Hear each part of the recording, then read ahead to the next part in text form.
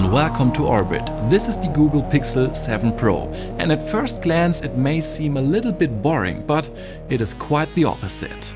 The design of the Google Pixel is so recognizable that it catches my eye in milliseconds even from great distance. This is due to the camera bar that runs across the entire width of the back. And it's not only optics, it's also functional. The device doesn't wobble on a table. Also, I usually have my finger on the edge to hold it securely, and because the bar is now made out of 100% recycled polished aluminum, the lenses are well protected. It looks classy how the frame blends seamless into the bar. I wasn't drawn to the new design and colors from the start, but I've started to like the green-gray with gold, but also the minimalistic white silver finish. I would not pick the black Pixel because it is extremely likely to catch fingerprints. I really hope that the matte glass from the Pixel 3 and 4 have a comeback someday. Glossy materials are unnecessarily sensitive, and even my Pixel 7 Pro already has fine scratches in the frame. The Gorilla Glass Victus has fortunately been lucky so far. The buttons on the sides are now a bit deeper. This makes them easier to reach, but it leads to accidental inputs in some smartphone mounts. The stereo speakers are still good, the IP68 water resistance is also good, and the vibration motor is one of the best on the market. Only details have been changed in the display. There's still the ultra-sharp Quad HD Plus resolution, 6.7-inch size and 100Hz LTPO refresh rate. Colors, contrast and black levels are all top-notch thanks to OLED. The curvature on the sides is now much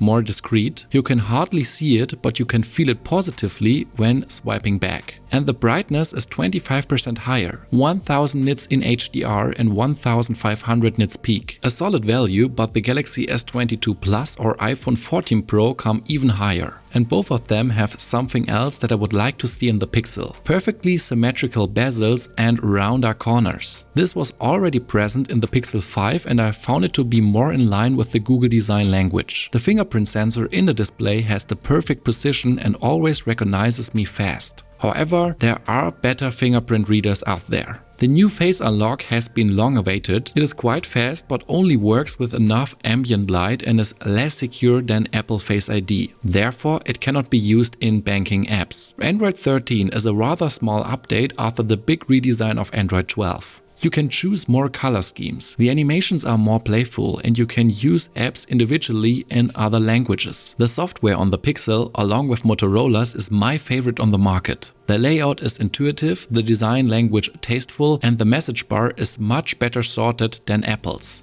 There are 5 years of security and 4 years of Android updates on day 1, and of course there are the Google Pixel feature drops, which bring new apps and functions every couple of months. Last year Google introduced their own processor, the Tensor. The Pixel 7 Pro now features the second generation, Tensor G2. Geekbench only shows a 10% improvement in the CPU and 3D Mark no improvement at all in the GPU. After 20 minutes of stress testing, the performance throttled by 28%. In the Pixel 6 Pro it was 49%, so at least here's the increase. The Snapdragon 8 Plus Gen 1 is 80% faster in the GPU and 35% in the CPU. That is a giant difference. But all these numbers, they don't matter. What matters is the day-to-day performance, and it is really good. The Pixel 7 Pro is fast, it is smooth and it keeps apps open forever. An outstanding performance that is not at all inferior to other high-end smartphones. It rather surpasses them. The biggest improvement of Tensor G2 is the 60% increase in artificial intelligence. It is possible to erase people from pictures with a single tap or to dictate in a ridiculously fast way. It's almost spooky how well it works. Every song that is played next to you is recognized. You can watch any video with subtitles and you can translate everything you hold in front of the camera. And this all works completely offline. The Titan M2 chip makes Pixel the most secure smartphone in the world according to an independent test. Best of all, voice messages can now be converted directly into text but only in Google Messages. I really hope there's an update for WhatsApp too. Other improvements of Tensor G2 show up in the camera. There are 3 of them again: the ultra-wide,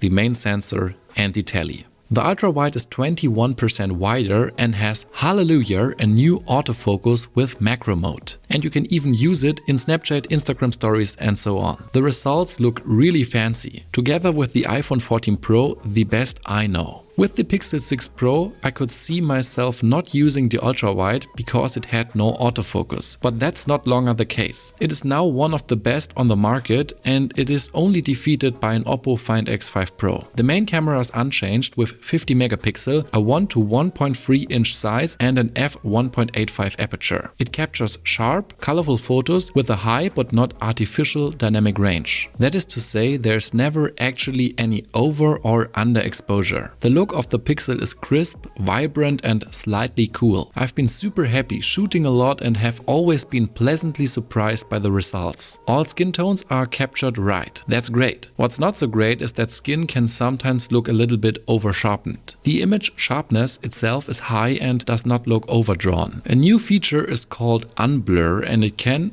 unblur faces. It works relatively well. It is applied automatically when the shutter is released, but if you have very extreme cases, even the Pixel can't save it. The Tensor G2 is supposed to improve the zoom. At 2x next to the Pixel 6, I could only observe a minimal higher dynamic range and less artificial sharpening. The sharpness seemed similar. In low light and higher magnification, the difference is more noticeable. The optical periscope lens now has a 5 times magnification instead of 4 times. The aperture and resolution remains the same. The sensor is slightly smaller, but the pictures look comparable to the other focal lengths and the predecessor. I was surprised how well the 10x zoom does next to the Galaxy S22 Ultra. In good light, Samsung has more sharpness, but I do like the colors on the Pixel better. In low light, both of them look more or less the same. That's really impressive. The Pixel can now zoom up to 30 times digitally and there's a small window that appears and it tracks whatever you want to capture in a smart way. The time you have to stand still in the night mode is now half as long thanks to Tensor G2. The images aren't necessarily close to reality, but they have that wow effect. So crisp and vibrant, you just want to share and look at them. The video mode is now available in 4K 60 FPS on all lenses and the quality is actually quite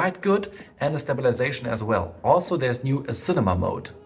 It looks quite good. There's an artificial background blur. There are some minor problems with the hair and it's only Full HD, but I think it looks good. I like to take portrait photos with the Pixel because the results usually look great. The best thing is that you can apply it even after you take a picture. The selfies look comparable to last year. They are quite okay, but unfortunately without autofocus. The battery life last year was not as good as we all hoped for. It is 5000 milliamperes again, but Tensor G2 is more efficient and I usually had around 40% battery left after 3.5 hours of display use. On a lazy Sunday, I once had almost 7 hours of display use. The new 5G modem is not only better, it also has a lower power consumption.